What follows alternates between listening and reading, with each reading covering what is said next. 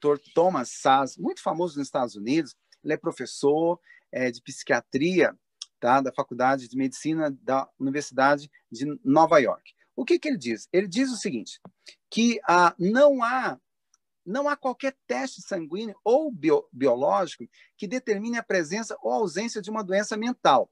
Quer dizer, os exames que provam que você tem depressão não existe. Exame que prova que você tem aí uma bipolaridade não existe. Então vai depender do humor do seu psiquiatra. Se ele brigou com a esposa ou não, ele vai detectar, é depressão. Conforme o humor dele, na segunda consulta, ele vai dizer, não, é bipolaridade.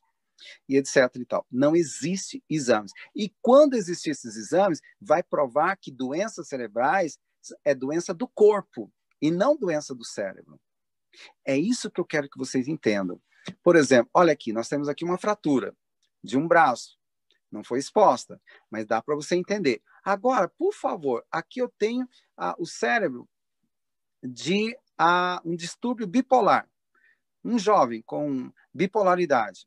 O que você está vendo aí no cérebro diferente de uma pessoa normal? Nada. Então, agora aqui eu tenho o cérebro de um jovem com déficit de atenção. Qual é o problema?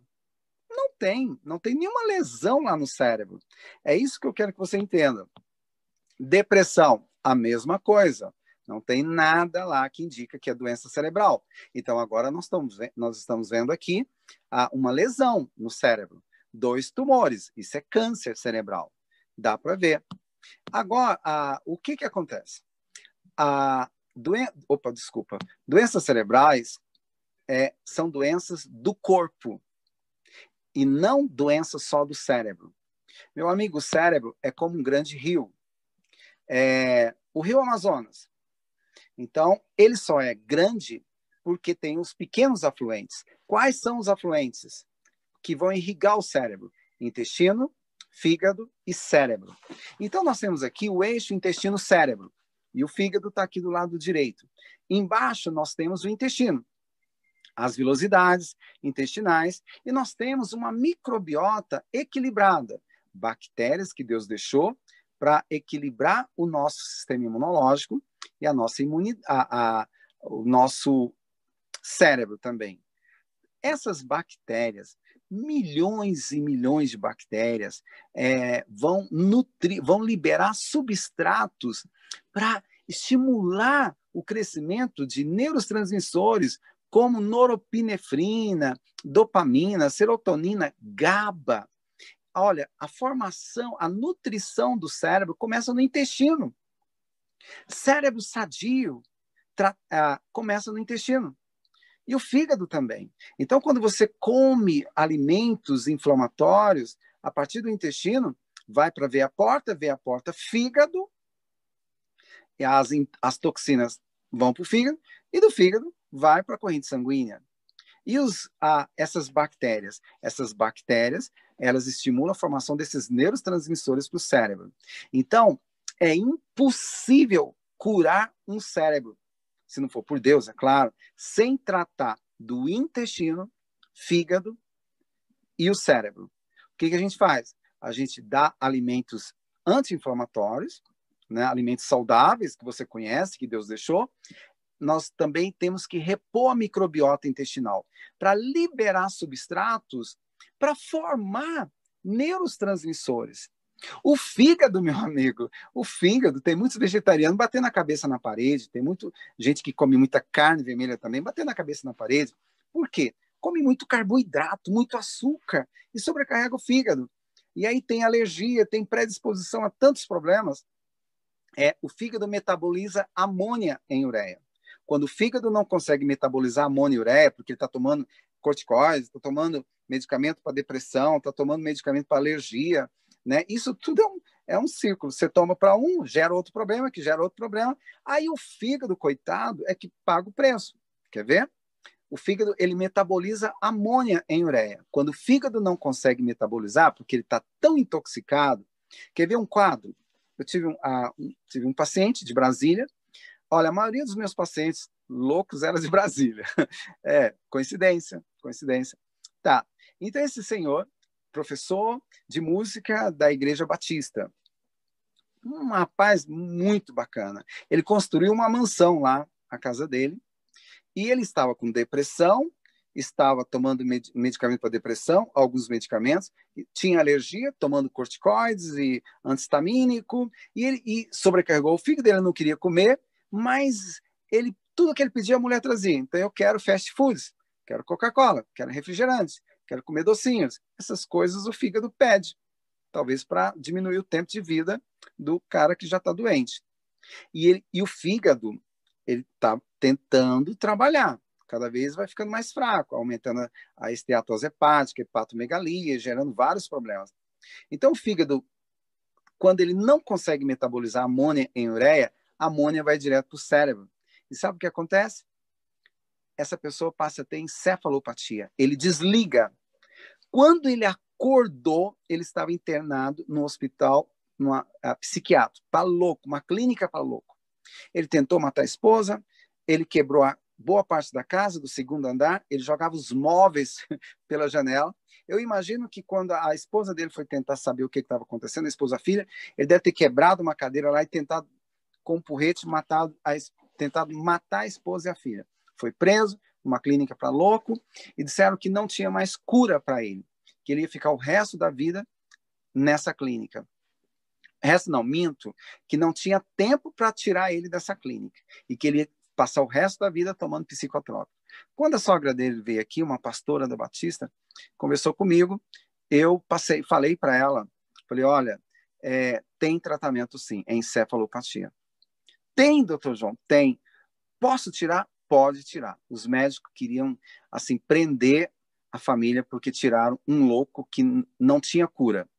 Nós tratamos dele. E sabe uma coisa que nós orientamos? Meu amigo, nunca mais você vai poder comer açúcar. De verdade. Você vai precisar praticar exercício, etc. e tal, e tal. Fomos explicando para ele. 2 meses ele volta, já curado. 1 ano e meio depois. Ele era professor de música e não sabia mais tocar instrumentos. 1 ano e meio depois ele mandou um vídeo para mim, contando a história dele, pegou o violão e começou a tocar. Um hino lindo. É emocionante a gente poder fazer, nós sermos instrumentos de Deus para salvar vidas. Vamos lá, então. Então está aqui a microbiota, são milhões e milhões de bactérias. Imagina aquelas cozinheiras maravilhosas, fofinhas. Chega lá um neurotransmissor como noropinefrina, GABA, e fala, escuta, dona GABA, o que a senhora quer comer hoje? Eu quero comer isso. Então, aquela bactéria vai lá e libera substratos para ela. Para quê? Para incentivar a replicação aí desses neurotransmissores. É muito lindo, é um Deus maravilhoso que nos faz completos. O corpo é um todo, e não essa dicotomia, cortar o corpo em partes. Deixa eu só... Então, aqui... Não, deixa eu explicar isso aqui rapidinho. Eu coloquei... Vocês podem me dizer... eu sei que me deram 40 minutos, eu vou tentar ser o mais breve. Então, aqui há alguns alimentos que matam essas bactérias boas, tá? O açúcar, refrigerantes, fast foods, o estresse, medicamentos como antibióticos, anti-inflamatórios, corticoides, a falta de comida saudável que estimula a formação de minerais, vitaminas, não querer comer verduras, frutas, isso também mata as bactérias. Fora agrotóxicos, cigarro e bebidas, drogas, que a gente já sabe, né? Então, inibindo essas bactérias, nós passamos a ter aí vários problemas. As coisas que... Olha o que a professora Ellen White diz. Há uns 150 anos, nem os cientistas sabiam disso. As coisas que perturbam a digestão têm influência entorpecente sobre os sentimentos mais delicados do coração. Olha que coisa linda. As coisas que perturbam a digestão têm influência entorpecente sobre os sentimentos mais delicados do coração. Naquela época eles não sabiam, hoje nós sabemos. Quando eu vejo congressos internacionais cientistas, médicos, falando essa linguagem, eu fico emocionado. É muito bom. E que não são nem adventistas. Então, quando morrem essas bactérias, rapidinho aqui, a morte dessas bactérias boas faz crescer as bactérias patogênicas. Então, vai gerar doenças inflamatórias intestinais, esofagite, obesidade, esteatose, baixa imunidade, alteração de humor, depressão, inibe a absorção de nutrientes, gera osteopenia, osteoporose, câncer e assim por diante. Olha, aqui é a foto da Hiroshima em 1945. Era uma cidade próspera, muita gente rica naquela época lá, e essa daqui é a foto da Hiroshima depois da bomba. Morreram centenas de milhares de pessoas. A minha cunhada foi lá, se eu não me engano, acho que o ano passado. O que ela viu? Ela viu essa super cidade aqui renovada, reestruturada. Por que eu estou dizendo isso? Meu amigo, quando você tiver com estresse, depressão, angústia, é a maneira que você vai reagir. É a maneira que você vai reagir. Se você se entregar, se você deixar ficar com uma vida, a minha vida, eu vou passar agora a ter uma vida de coruja, ver o mundo pelas janelas. Não, não é força sua, é Deus. Senhor, eu preciso amanhã fazer caminhada, eu preciso mudar meus hábitos, me dá força e Deus vai te dar. Você tem que fazer a sua parte, tomar sol. O sol estimula, aumenta o seu desejo de viver. O sol é vida. Quando você faz a caminhada ao sol, você começa a suar, os raios solares estimulam, nutrem a glândula pineal. É uma glândula que tem o formato de um milho. Ela libera, quando você desliga as luzes, ela libera melatonina.